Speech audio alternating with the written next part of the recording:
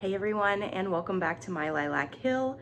Today is week 2 of our full garden tours for the 2023 season. And if you remember in the last video, if you haven't watched that video, I'll link it up here for you. But in the last video, I told you I was taking a bit of a risk direct sowing some of the things that I put in last week because it was so early.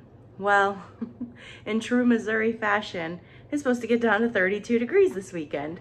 So everything is okay right now, but I'm gonna have to go out there and put quite a bit of straw on everything and just hope for the best.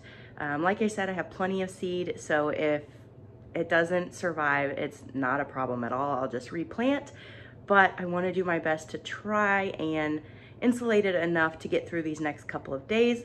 But first we'll do the tour and then I will cover everything, and I guess we'll see next week if it survived. Let's head on out.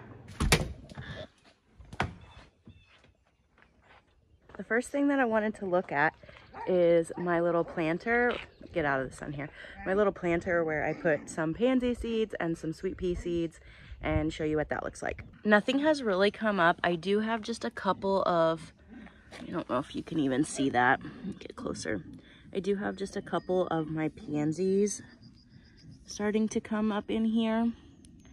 And it almost looked like a sweet pea. It almost looked like a sweet pea tried. I'm wondering if it's gonna be too cold. Although I've heard sweet pea kind of like the cold, so I don't know.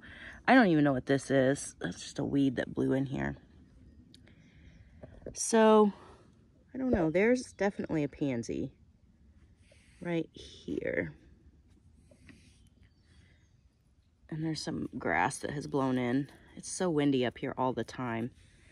So if the pansies and sweet pea seeds don't end up doing anything, I'm not going to be too heartbroken about it. I was really kind of hoping for the sweet peas in there, but that's okay. Now what I'm going to do is head on over to the front garden beds, which I don't think I showed you in our last tour, but that's because I hadn't put anything in there. And I'll show you kind of what I've done. Now, some of it is from last year, and I'll kind of explain the difference. Doesn't look like much now, but it'll be in full bloom, full of wildflowers in a couple of months. I'm gonna try and step out of the sun a little bit. That's a little better. So this is the front little garden beds. It's just, you know, right next to my steps. And up in this part closest to the house, the greenery, let me put my coffee down so I can maybe zoom in for you. The greenery that you see over here, that's mint. I did not plant that. That was here when I got here. And anybody that's ever grown mint knows that once you have it, you can just never get rid of it. I actually like mint in my tea and things like that. So I'm not going to get rid of it, but it is kind of annoying that it goes all the way out into my yard. So then in that same section here where the mint was, the comfrey that I planted over at Kyle's house used to be right here. So that's over at Kyle's house now. I'm growing a lovely collection of dandelions and weeds, so that's beautiful. But what I did is I took just a bulk bag of wildflower and native seeds and threw that in here. So that top part really should just be like full and lush with wildflowers come like end of June, first part of July. And then this kind of middle section, and I'll walk around. It does, you can see my shadow here. Let me get on the other side here. But it does do kind of like an L shape here, and that's the mint. And all of that back there behind the dog kennel is mint. It is insane, but it smells good, and it kind of covers up the dog smell, so I guess that's okay. And Murphy is looking at me like, can I please come out? So I have parsley here, and that is what this is. This is parsley from last year. And I had dill. I don't know if that'll come back. It doesn't look like it's coming back. So in that middle section, I just threw a bunch of zinnia seed that I saved from last year that was in this same exact bed. There's coral, white, and a couple different purples. So I threw that in there. I had some marigold seeds that I wanted to throw in there. And then in the front section is going to be a little different. Let me get on the other side of the sun here.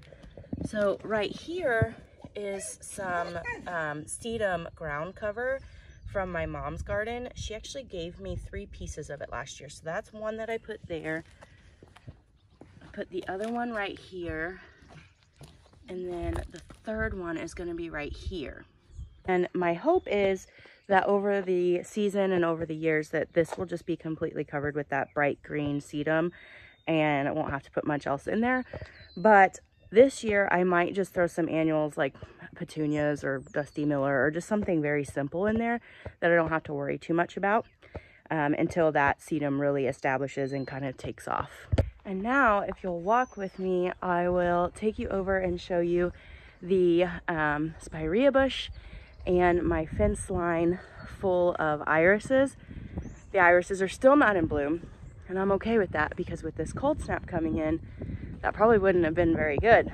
So hopefully within the next few weeks, they typically don't really start blooming until closer to May anyways, and today is just April 21st, so we've got a little bit of time. But here is that beautiful spirea bush, and last week it had a lot more blooms on it. So the beautiful little white flowers will soon be gone and it'll just be a big green bush, and that's okay. But while they're here, I sure am enjoying them. And then this is the irises. Now after these bloom, I've talked with several gardeners that have a lot more experience with this than I do. And I have been told that after these bloom, I can cut them, or I can dig them out, and I can divide them and put them in other places amongst the property and go ahead and immediately put them in the ground, and they'll be fine for next year.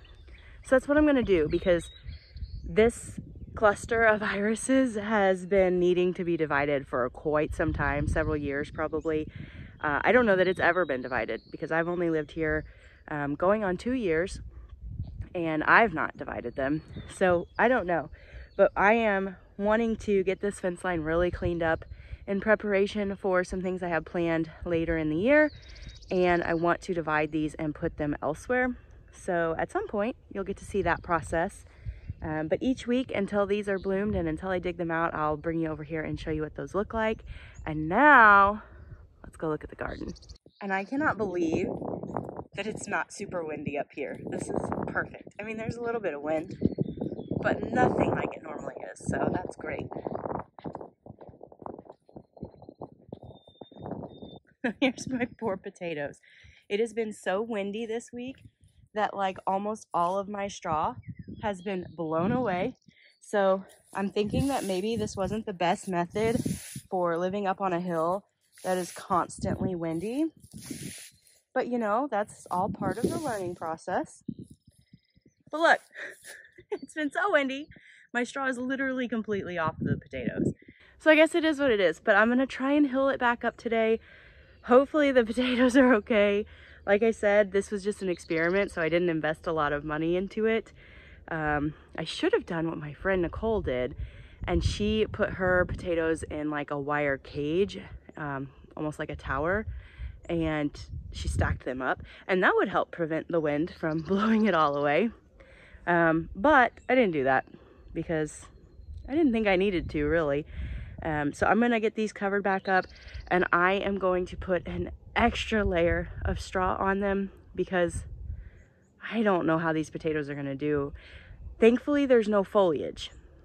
So if there was foliage, I'd be really concerned when it gets this cold, but there is no foliage. So hopefully if I just cover them with enough straw, and I have plenty of straw, Kyle just brought me 10 more bales.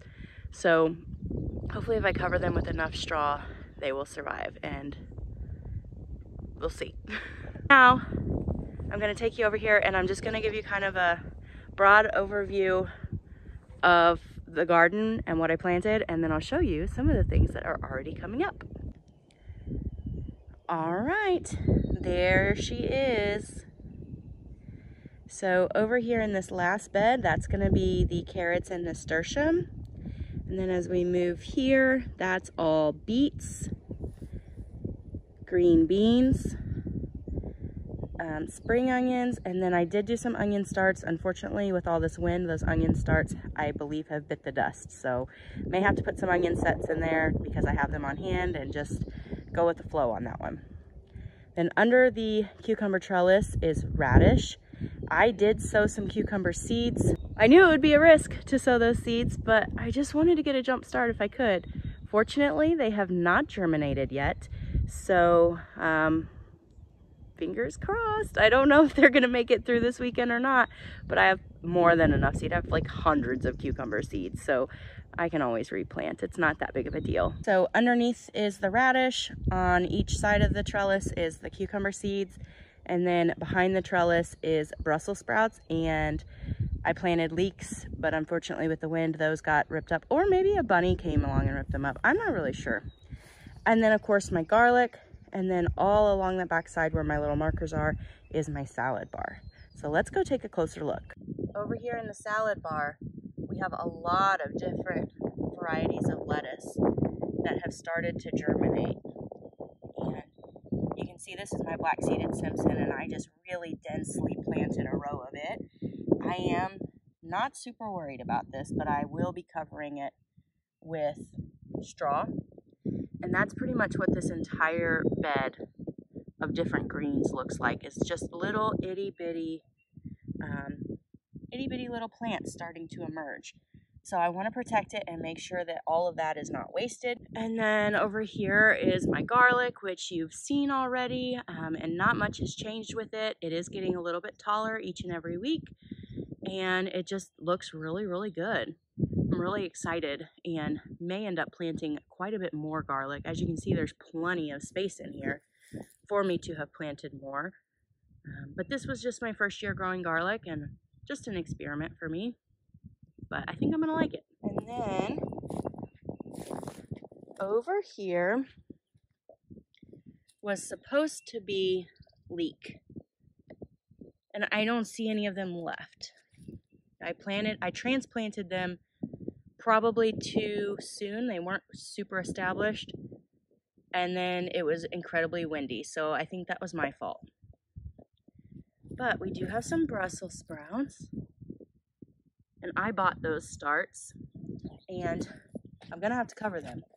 Because as you can see, I've got critters eating them. Probably bunnies. Over here, among the cow panel, would be cucumber. But it has not germinated, thankfully. So hopefully it'll just stay under the ground until after this cold snap. As we walk around, I have radish. And I'll put my coffee down so I can actually show you. I have quite a bit of radish popping up. Radish is just so easy. And it'll be fine. So even if some of the radish dies back, it's one of the things that I succession plant. So I'll be doing another planting of it anyways. Over here would be spring onions, and they haven't germinated yet. I threw them in a seed. Spring onions take a while anyways. So we'll see if they make it through the cold snap. Same with my green beans. None of them have germinated, and I'm so thankful for that. As well as beets and carrots. Now, the beets and carrots, I'm not worried about at all with the cold. They'll be fine. And the green beans have not germinated, so I think they'll be fine too. It's just one of those things. I knew it was a risk. At the time, our 10-day forecast said it was only supposed to drop down to about 44. Now it's dropping down to 32. So that's just spring in the Midwest, and I should have known better. But I'm not really upset because I knew it was a risk. I have plenty of extra seed. No harm in planting and trying to get ahead, and maybe I just have to replant. No big deal. That wraps it up for week 2 of our garden tours. Like I said, today is April 21st. So I'll bring you along every week and show you successes and failures, because every year there will be both. I don't care how long you've been gardening. It's just unpredictable. I hope you guys enjoyed what you saw and will follow me along and watch my garden grow with me. At some point today, I plan on heading over to Kyle's house to protect some of the things I planted last week. If I end up getting over there, I will snap some footage of that stuff and throw it in here. If not, we'll get that on another video in a few days. I hope you guys have a great day and stay warm during this giant cold snap I'm sure many of you will be affected by. We'll catch you in the next video. Take care.